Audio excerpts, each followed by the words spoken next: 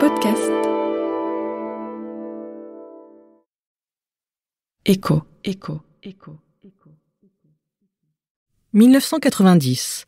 Roland Castro et les prémices du Grand Paris.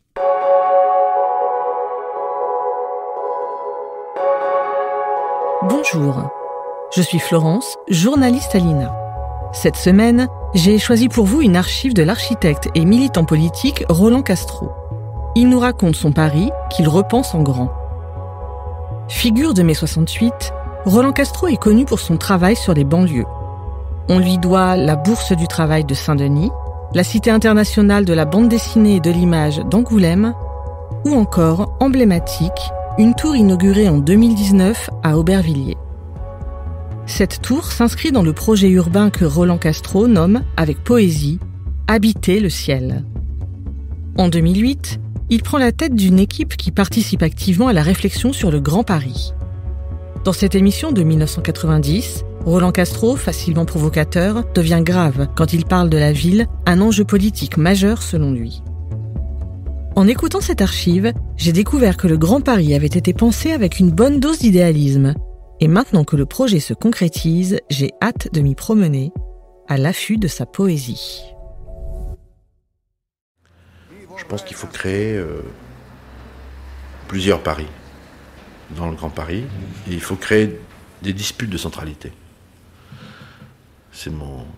J'étais déjà pro-italien à l'UEC, donc polycentrique. Et je continue à rester polycentrique.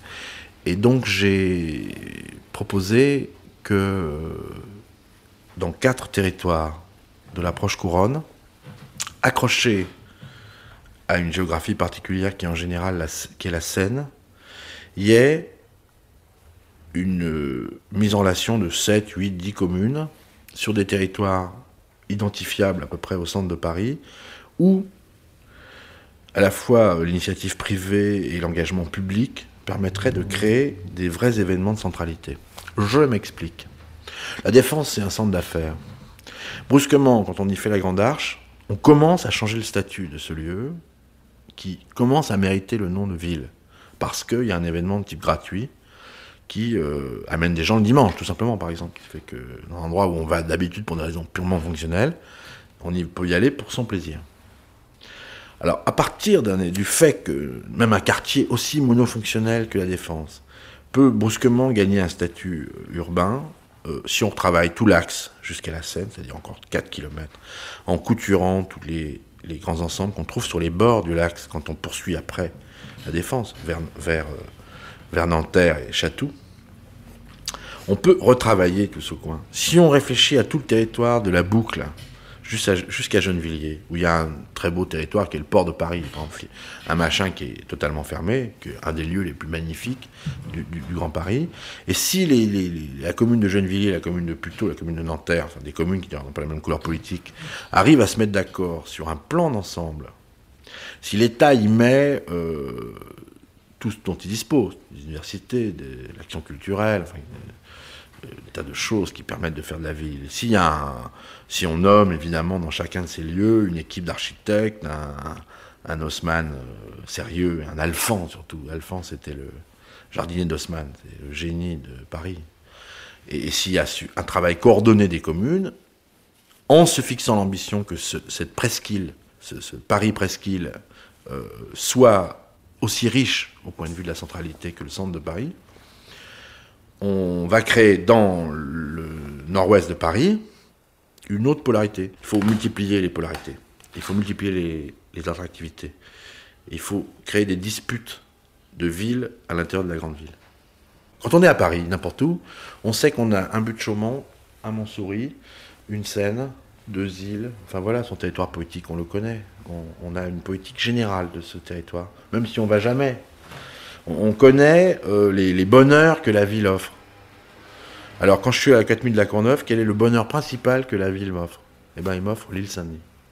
À ce moment-là, je sais que l'île Saint-Denis, 6 km de long, sublime, levée dans la Seine, très peu connue, inaccessible pour une partie d'elle, bouffée d'entrepôts par endroits, etc., c'est un lieu majeur de mon Paris.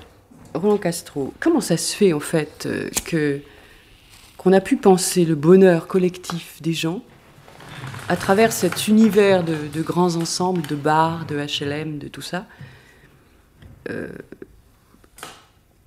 et que ça soit aussi abstrait. Comment on a pu rater à ce point les banlieues ? Alors, à mon avis, si ça a été permis, c'est que ça a beaucoup plu. Si ça a c'est pas uniquement, c'est pas l'urgence, c'est pas le fric, c'est rien de tout ça. C'est rien des chemins de grue, c'est du baratin tout ça. Et y compris la rationalité technique, c'est pas l'essentiel. L'essentiel, c'est que la figure du grand ensemble est une figure satisfaisante pour l'esprit en matière d'égalité. C'est l'horrible figure du bonheur parfait. Et on s'aperçoit seulement 20 ans après qu'on a perdu la ville en chemin. C'est une figure panoptique, rationaliste, formidable, qui plaît à tous. Un espace du contrôle total, où chacun ressemble à chacun, où rien, où tout dit l'égalité. C'est pour ça que c'est une force démocratique folle. Démocratique entre guillemets. C'est pour ça que ça a marché dans le monde entier. La figure des bars, des tours, des espaces ultra-rationnels, avec, où on ne reconnaît plus jamais rien, elle est pour l'esprit bien plus satisfaisante que par exemple l'immeuble haussmannien où l'ignominie de la lutte des classes se lit, puisqu'au premier étage c'est chic, au cinquième c'est déjà moins chic, et au dernier étage c'est des combles de merde, 5 mètres carrés par personne, par un escalier qui fait 40 cm d'un côté de service, et de l'autre côté 2 mètres de large. Bon. Donc la figure du grand ensemble est une figure égalitaire. La ville qu'on aime, elle a été produit de l'inégalité, produit de la lutte, produit des conflits, clairement. La ville idéale du grand ensemble, elle est le produit d'une pensée égalitaire et démocratique absolue. À l'issue de quoi, quand on fait le bilan, on s'aperçoit qu'il vaut mieux que tout le monde n'ait pas absolument autant d'air, de soleil et de lumière que tout le monde, pour qu'il y ait du plaisir à être dans un lieu collectif. Mais ça suppose un travail où une ou deux ou trois ou quatre idées simples, comme celle, par exemple, de divertir dans un coin, circuler dans un autre, travailler dans un autre, habiter dans un autre, tout ça, ça a l'air normal, impeccable, logique. Il vaut mieux rendre plus baroque. Pour être égalitaire, il vaut mieux être moins égalitaire. Enfin, des choses comme ça, par exemple. Bon.